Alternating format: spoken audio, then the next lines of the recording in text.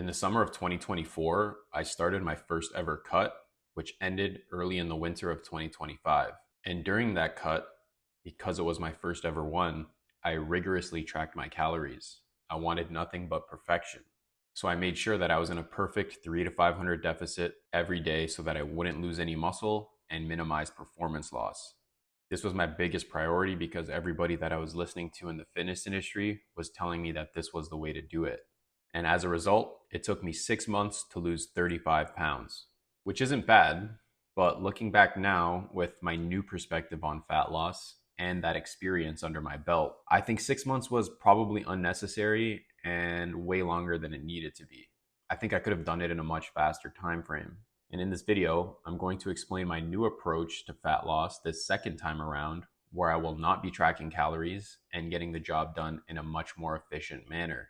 Now, just for some context before we get into it, I was approximately the same weight at my peak bulk this year as I was last time, which is around 210 pounds. And I'm going to be cutting down to around 170, just like last time. And I'll potentially get even leaner than that deeper into the summer if I'm feeling good, just to see how lean I can get.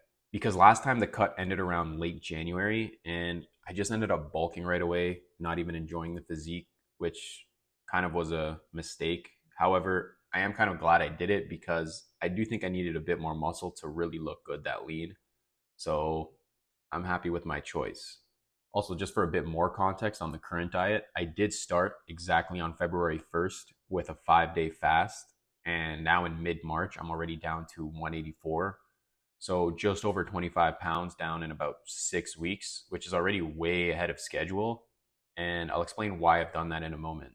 So without further ado, let's get into the video. So the first thing, which I've just alluded to, that has already played a huge role in the large amount of fat that I've already lost, is fasting. And not just intermittent fasting, which I do also think is a great tool, but multi-day fasting. If you told me to do this during my last cut, there's no chance that I would have, because I was so fear-mongered into keeping my deficit between 3 to 500 to avoid muscle loss. And the only thing this accomplished was spending way too much time at higher body fats than I needed to, when an aggressive approach would have been much more appropriate. And after doing more research into how our bodies actually worked, what I realized is that the whole idea of muscle loss on a cut, at least for over 90% of people who aren't under 12% body fat, is completely overblown. Again, the only exception being individuals who are already extremely lean. I'm talking sub 12, but probably even 10%. Which is going to be pretty much none of you guys watching this video.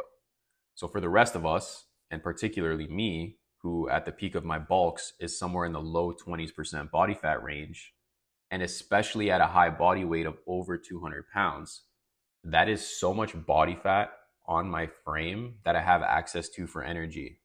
There's absolutely no reason why, even on a 5-day fast where I consume no food, for my body to burn any amount of muscle tissue whatsoever. It will always use fat as its first choice until it has none left.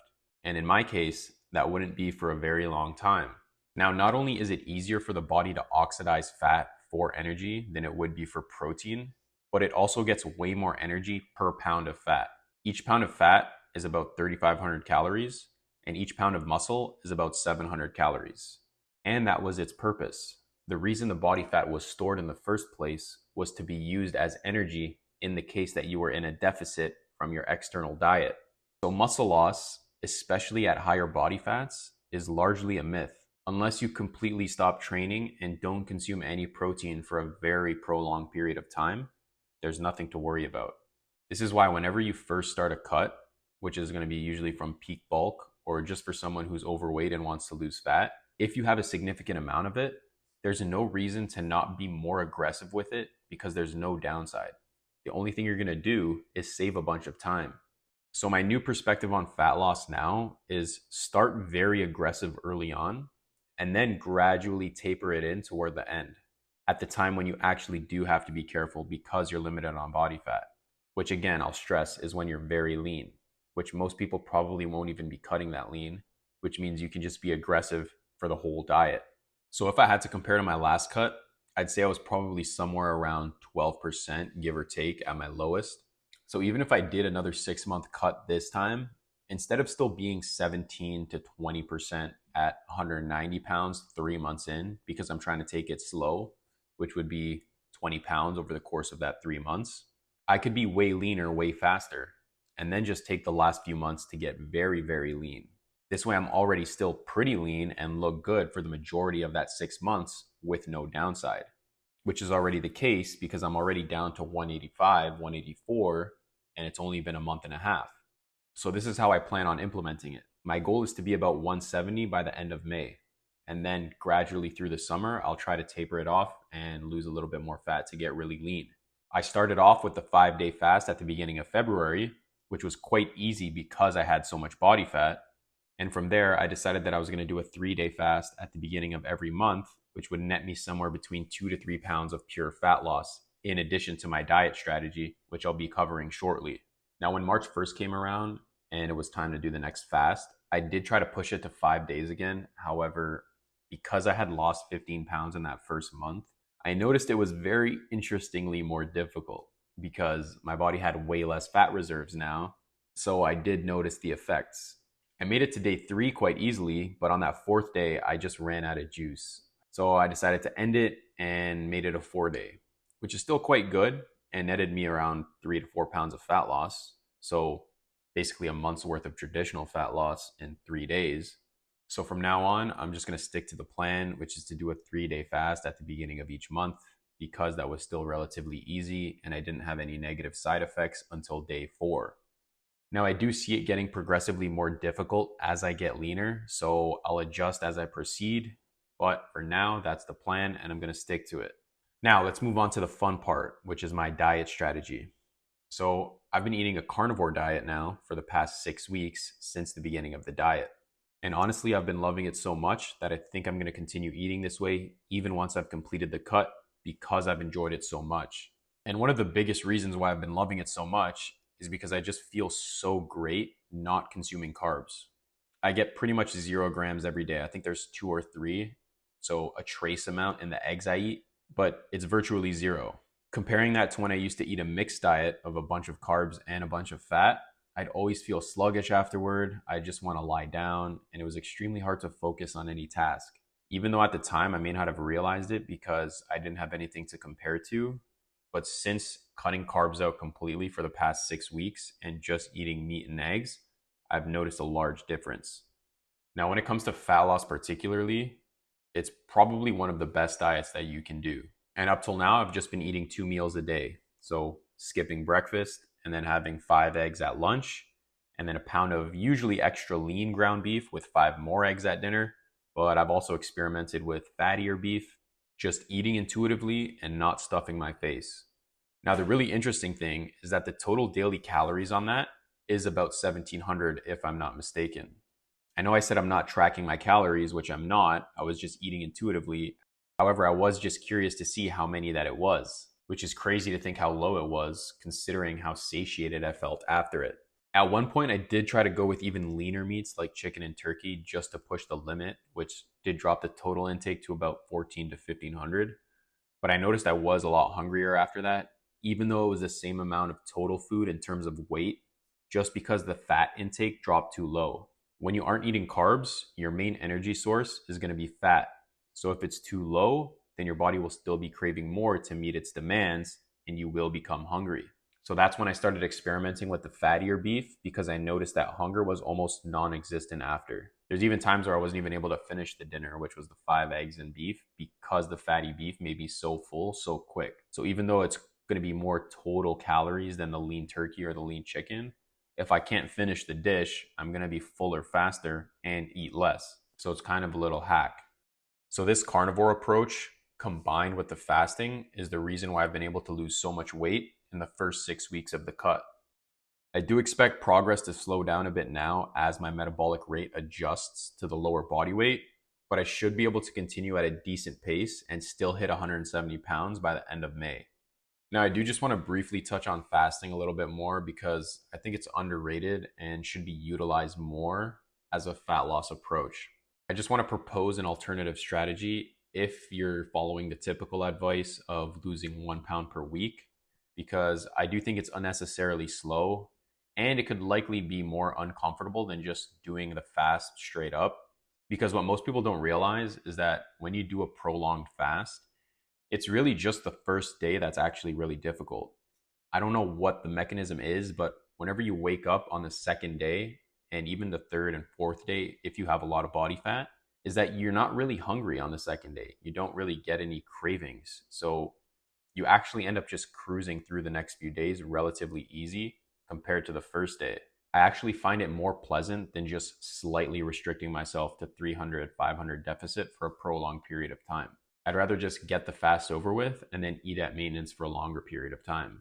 Now, of course, I did both. I was doing fasting and deficits. But if you're someone who does want to take the slower approach, this is just an alternative that I'm providing you with.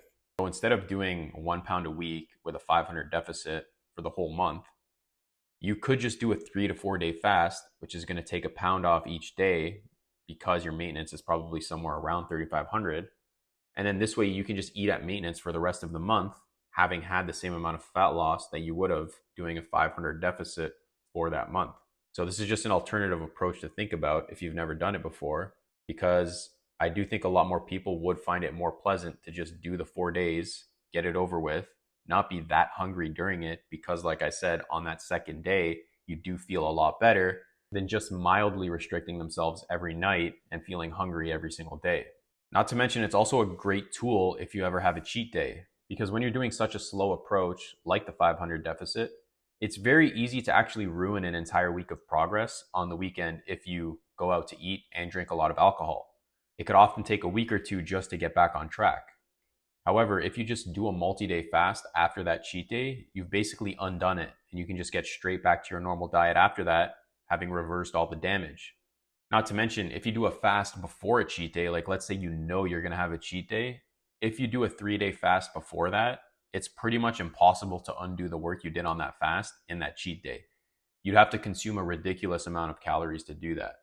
So just some food for thought there on fasting. I recommend you guys give it a try because I think it's an extremely valuable tool that often gets overlooked and kind of scrutinized more than it should be. But it really is a valuable tool, and I think it could help a lot more people. Now, before I conclude and wrap this video up, the last thing I wanted to discuss was the whole idea of muscle loss, which I think I've already covered and explained why that's pretty much a myth largely if you're at higher body fats. Say I lost a bunch of muscle mass after my 5-day fast, or this whole time that I've been dieting because I lost such a large amount of weight in a short period of time.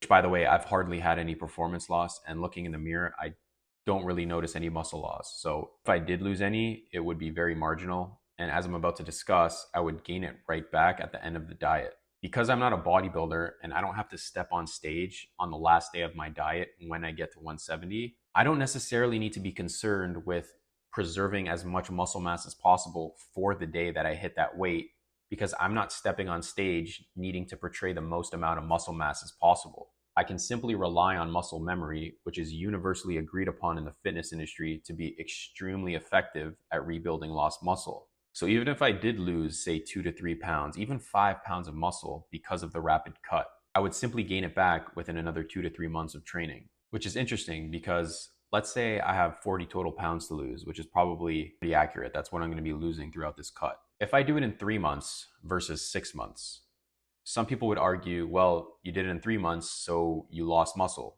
Whereas if you did it in 6 months, you would have maintained the muscle. That may be true. I don't believe it to be true. I just think I'd be leaner and have more muscle faster just from dieting faster. But let's say that was true. Over the next 3 months, after having lost the fat and then going back to maintenance or even just a slight surplus, all of the muscle that I lost, I will regain in that 3 months. So you're kind of in the same situation at the end of the 6 months anyways. It's either you do it faster, lose a bit of muscle, but then gain it back by the time you would have kept it all had you just dieted longer. You end up in the same situation anyways. The question now is, would you rather be leaner faster or have more body fat for longer? You're going to be training either way. So personally, I'd rather just be leaner faster, even if it means having a little bit less muscle mass, because you're always going to look better leaner than had a higher body fat. So I'd rather just do that and then rebuild the muscle over the course of the next 3 months, if there even is any to regain, which I personally don't think there will be, But still, I would choose this method even if I lost muscle because I'm not a bodybuilder. I don't need to step on stage at the last day of the diet and present the most amount of muscle mass. I don't need to conserve as much as possible. So essentially, if it was true that you did lose muscle, you get to choose between being leaner faster with slightly less muscle, but rebuilding it in the same amount of time that you would have had you just dieted longer and kept it all. And I think most people would take that deal over being fatter for longer and having to diet for longer. This way they can just simply get it over with and go back to maintenance. I appreciate you making it this far in the video, and I'll catch you guys in the next one.